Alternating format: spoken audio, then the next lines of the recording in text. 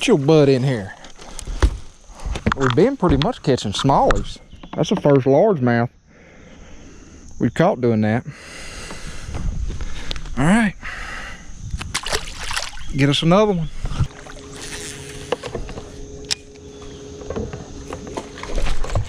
Got that one.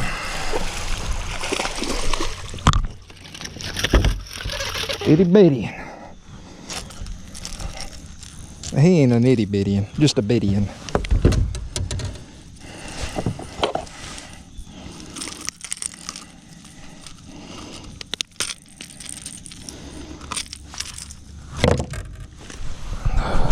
Right. Little small jaw. This bait's just cruising down this bluff. We got a little more bait right here popping. You're gonna have some smallmouth that are gonna live on this stuff, period. That's just how they're wired, that's how they live, that's what they do. But when you get this bait sucked over on here, these smallmouth that hang out here, your roamers, it's gonna suck them over on it too.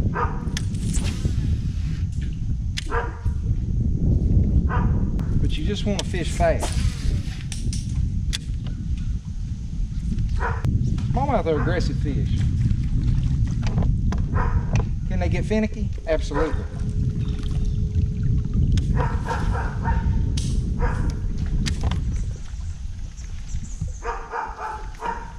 But by nature, a smallmouth is an aggressive fish. I'm just trying to trigger that this morning. I'm working this thing hard pops, working it fast. Hard pops, making that thing spit, making it thud.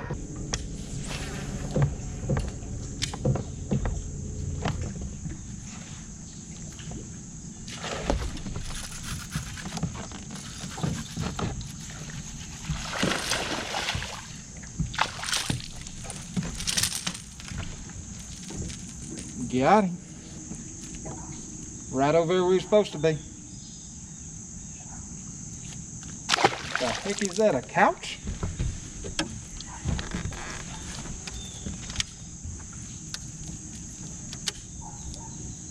Well, that's different. Now this bite won't last all day. Definitely not. And I don't really think that has so much to do with the sun position or anything.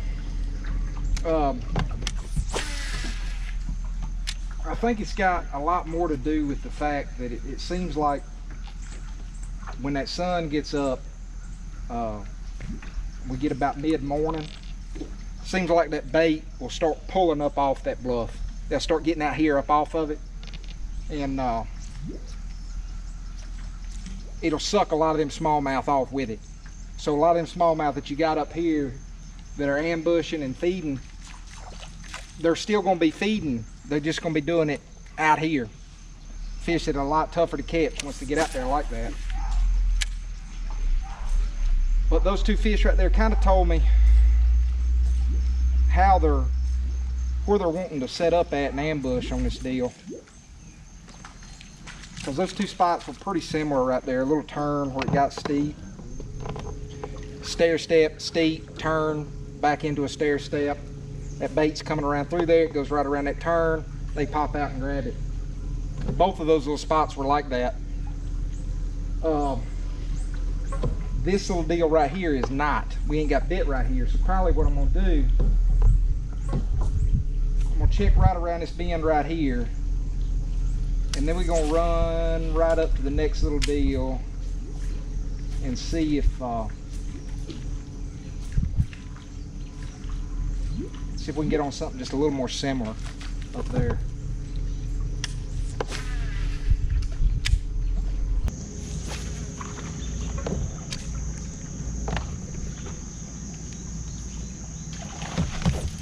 Oh.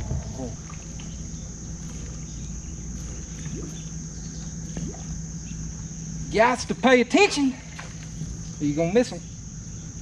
So I threw over there, you saw that bait scatter a little bit. So we got the bait doing the same thing over here. See this rock right here? Same deal as we caught the two back there. You got this little bit flatter turn right here, runs right into this bend right over here, steep, and then back around. There's your ambush point right there.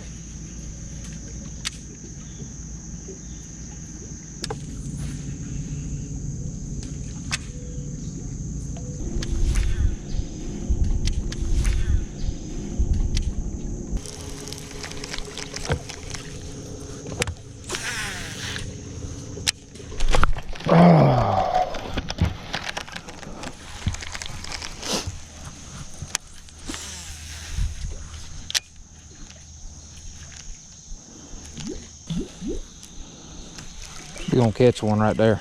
Watch this.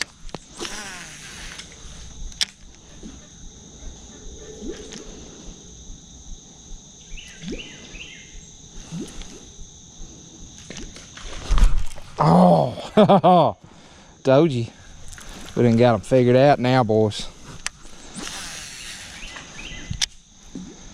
We didn't get that one on film, but there you go. We pulled up right here, threw the popper over on that rock right there. Little bit of bait popping around. Little small jaw. Let's get us another one. I'm starting to see a few more splashes out here. Seems like that bait's starting to pull off that bank a little bit. I mean, at this point, we're just kind of running shade lines. Tell you what, you're running that trolling motor, working a topwater, you got to be real careful about that. Because if I'm burning down through a stretch of bank like we are here, working that bait, well, naturally we're going towards that bait right there. That's putting slack in that line. You got to be real mindful, real careful about getting too much slack in that line. If one comes up there and blows up on it, you ain't gonna be able to pick that line up fast enough. You're either gonna get a bad hook set,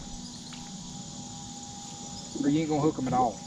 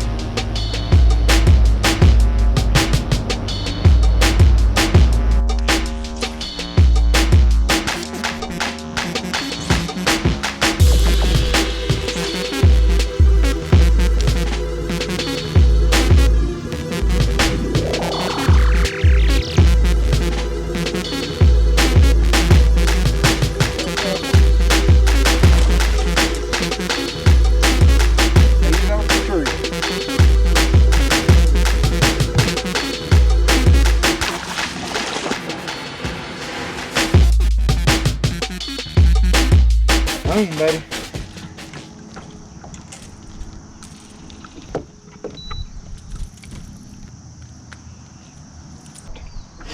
Slinging that old DT10 around here a little bit, working this chunk rock.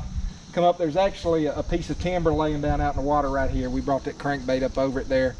Saw me get it hung up on it. He came up there and ate it off the tree. So, there we go.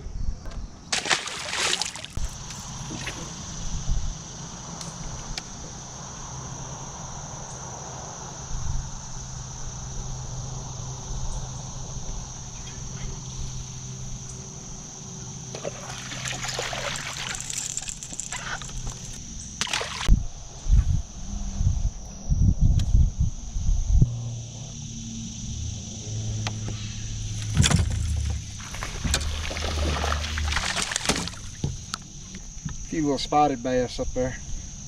Yeah, little spot. No biggins. Gotta find some bigger ones.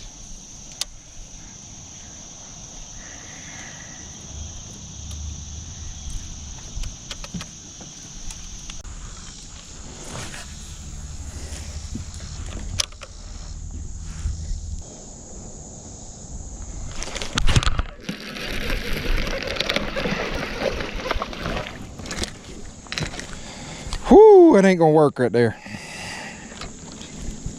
He smacked it.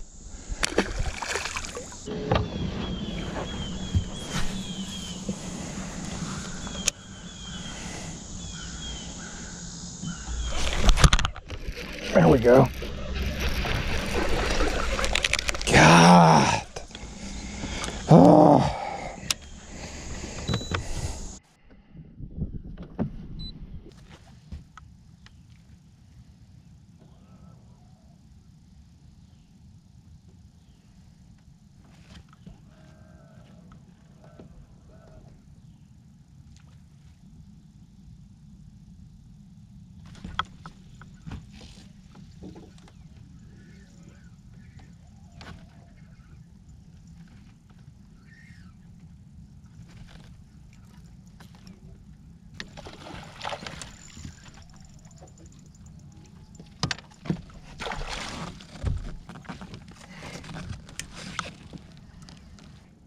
So we done made us a little adjustment there.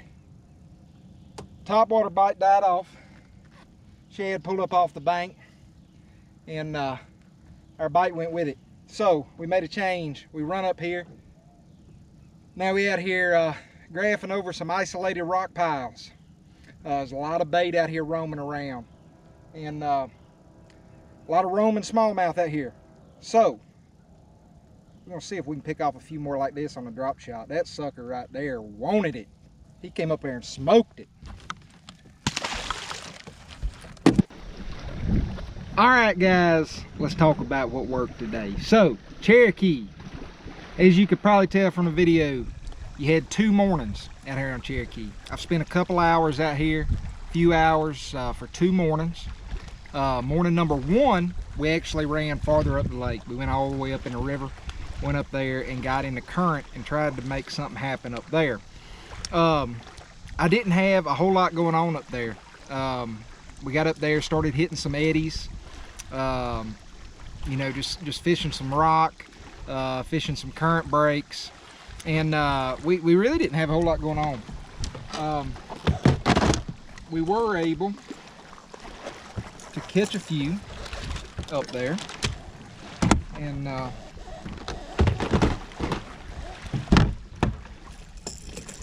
one of those fish you saw me catch was a largemouth. Basically that largemouth, that was a big eddy that you saw me pull into right there, and it was kind of hard to tell on the video, but there was a piece of timber going out into the water. I could barely see it, and the end of that timber out there was getting close to touching out there where the current was starting to touch it, and that's where that fish was set up. And we tied on, at that point we had a DT10 on, Rapala DT10, and such a typical crankbait bite right there. Bringing that crankbait up, brought it up over that log, got it hung on a log. You saw me pop it off the log, and that fish ate it. Such a typical, just standard crankbait bite right there. Get that crankbait hung, pop it off, and they'll come up there and eat it. That crankbait is all about deflection, okay? That's how you trigger the bites. Would that fish have ate it had I not got it hung? Probably not. Just a straight up reaction strike. You saw I had it there, he had it back hooked. When it popped up off that log, he just reacted to it. But we were able to put 1 largemouth in the boat on the DT10. And then you saw me move over to a little bit different area.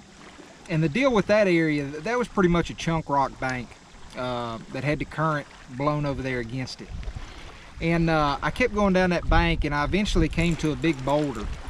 Now, that big boulder sitting out there in the water, as that current's coming down through there, it's going to make a current break. So you had current going around on both sides of that boulder. And we started pitching this little crankbait right here out. Now, this is a crankbait. I've had this one right here since I was a kid. I mean, I have had this crankbait a long time. And this is really not one that you hear about a whole lot. This is kind of a forgotten bait. I hardly ever see anybody throwing these anymore, but it's a really good crankbait, and you know, I'm guilty of it too, overlooking it. But that's a little bomber fat-free shad. This is actually a fat-free fingerling, citrus shad color. This is an outstanding little crankbait, and You saw me catch a couple little spotted bass up there in the river on that. Don't be sleeping on the bomber.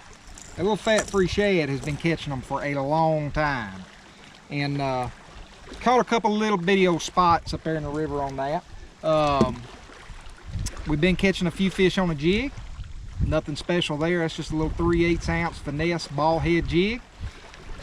Now, let's fast forward, because we didn't have a whole lot going on up there in the river. Came back out here today. Now my plan today was to shift focus a little bit and start kind of drifting away from the shallow water current, largemouth type deal up there that I was hoping to get on, and kind of shift my focus down here to some smallmouth.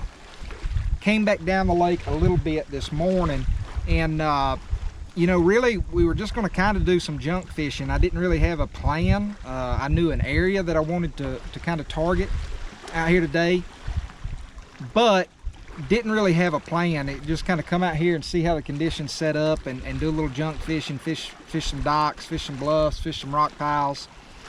One thing that I noticed when I pulled over on a little stretch of docks, which happened to be on a bluff, one thing that I noticed, and I've seen this before, and it's a pretty typical thing this time of year, is the shad cruising up and down that bluff. I mean, those types of areas right there are always going to hold some smallmouth. But when you get that bait over there cruising those bluff banks, what happens is, in my opinion, those roaming smallmouth, because these smallmouth up here, especially this time of year, they tend to roam. You know, they'll get offshore and they'll just start chasing bait around, and you know, they're pretty nomadic. They just roam around chasing bait, and those can be, you know, hard fish to target. But what happens is, when that bait sucks over on those bluffs like that, it seems like it takes a chunk of those roamers that are out there and it sucks them over there with it. Now, when I found this before, it's usually a deal where it only lasts a few hours in the morning, and for whatever reason, it seems like they'll target one style, either the popper or the walking bait.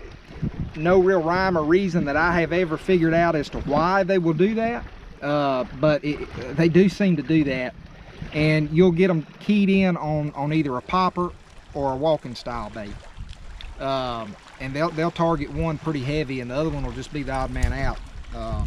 You'll think you're fishing in a Dead Sea. They won't touch it. So this morning you actually saw me start with a walking style bait, a spook style bait, fishing around that same little area over there. We started catching a few fish, and never made it happen. We tied on the popper, and within like 3 casts we had put a smallmouth in the boat. So popper was the deal today, and a popper, I actually really enjoy throwing a popper, and you know, I've got several poppers that I like. I'll tell you right now, this little joker right here, this is a Strike King popper, and that sucker right there has been to war. I can't even begin to tell you how many fish I have caught on that little joker right there. That is an outstanding little topwater bait. That color right there, I'm not even sure what it's called. It's a translucent color, a little translucent shad color. It's got a little purple iridescent on the top. I don't think that matters at all, but as you can see, the belly there is kind of a solid silver color, and to me, that, you know, bone silver, anything like that's going to work for you. But you saw me slinging this popper around over in those little areas, and working it pretty aggressive. That's the thing about smallmouth I've noticed on the topwater deal. Most of the time, they seem to want this thing worked pretty fast. And when they come up and hit this little joker right here, they absolutely hit it with a vengeance. They hit it like they hate it, and that can be a fun morning if you get on a little deal like that. But talk about my setup for the popper. I am throwing that on a little bit shorter rod, actually. This is a 6'10" Duckett Triad. Now, I like a little bit shorter rod for this deal right here, mainly because you saw how I was fishing those areas. I'm getting pretty close to the bank. I'm pulling the boat over on the bank. You know, I'm pretty much parallel to that bluff, off of it just a little bit, casting down that bluff. And you know, it's kind of close quarters right there. So that little bit shorter rod gives me a little bit better accuracy when you're trying to put that popper in there to some tight areas. So that's why I go with a little bit shorter rod. In terms of the reel that I've got that paired up with, Daiwa Tatula 100. Gear ratios for that, to me, minimum 7-to-1 gear ratio. Really, I would prefer to have an 8-to-1 gear ratio on here, because when I'm working this pattern right here, it's not something that I'm slowing down and really picking an area apart. This is a pattern that I've got the trolling motor on 10 and I'm covering water, all right? On that stretch of bluff, I might have 100 yards of bluff right there. Now, I might only catch 5 fish off of it, and they might be spread out, you know, 30, 40 yards in between them. That's something else that smallmouth will do a lot. For whatever reason, it seems like when they get over on a bank like that, usually it's not like you pull up and you catch 5 off one little spot. All right, they're usually kind of scattered out, and I think that's just kind of part of their nature. Just, you know, warm water smallmouth up here on deals like that seem to be a little more territorial. They don't really like a whole lot of other you know, fish in the business. Part of the way through the morning, we started seeing that bait come off that bank a little bit, and I knew in my mind that pattern was going away. There's no point in forcing that, in my opinion. Done been down that road before. I know that ain't what you want to do. You're going to end up just slinging a popper around all day in dead water. So we decided there, and I actually made that call a little bit late. I should have made that call about 45 minutes to an hour earlier. And I went and started graphing around for some isolated rock piles deep. And what I come up on out there was kind of the same deal they were doing on the bluffs, only they were doing it offshore on the rock pile. Looking for rock piles, steep sides on them, had some bigger rocks, some bigger boulders on it there. And we were actually looking for smallmouth that were up off those boulders chasing around shad. But what I was doing was I was just roaming around up there with my 2D, and when I would come across a good mark, a suspended mark up there above those boulders, I was dropping down the drop shot and trying to get them to react to it. And we put our best fish of the day in the boat on the drop shot right there. The bait that we got on there, this is not the one we caught the smallmouth on. Same style bait, different color. It is just a standard Zoom Fluke. All right, the color that we caught that smallmouth on was pearl white. I know y'all seen me use that before. We have caught a lot of fish on that little Fluke right there. That little joker is deadly on a drop shot. Them smallmouth go crazy about it. Everywhere that you go, I've caught fish on that little setup right there, from Douglas to Cherokee to Chattooga to Norman. That little Fluke on that drop shot, they'll eat it. Guarantee you. My actual rod and reel setup for the drop shot, nothing has changed there. We're throwing that on a 7-foot Duckett Micro Magic Pro. That's a medium light. We've got that paired up with a Diawa Feugo LT 2500. And we've got that spooled up with 7-pound Sunline FC Sniper. So, it's August, it's hot, it's tough. Let's not sugarcoat it. It's tough, people. If you're whacking them, then God bless you, because I ain't. Coming out here, grinding, hoping to get a few bites. That's the mentality that I have coming out here this time of year in the heat of the summer. You can have good days, absolutely. But you got to be in the mindset to grind, because chances are you're probably going to be doing it. It is hot. It's dog days of summer. Yeah, so I'm not going to complain about it. We put a few fish in the boat, and we're going to call that a good morning for this time of year. Didn't catch no biggins, but we got to set the hook. I ain't gonna complain about that. We're gonna go to the house happy and come back and try it again. So That's all I got for y'all today, guys. If you like the videos, make sure you go hit that like button, hit the subscribe button, and hit that notification bell. It's going to let you all know when I put out all my new videos. If you got any questions or comments, feel free to leave those in the comment section down below. I will get back to y'all with any answers I can give you. Until next time, y'all make some time, get out there on the water and catch you a few. I'm Ryan Epps. Y'all have a good one.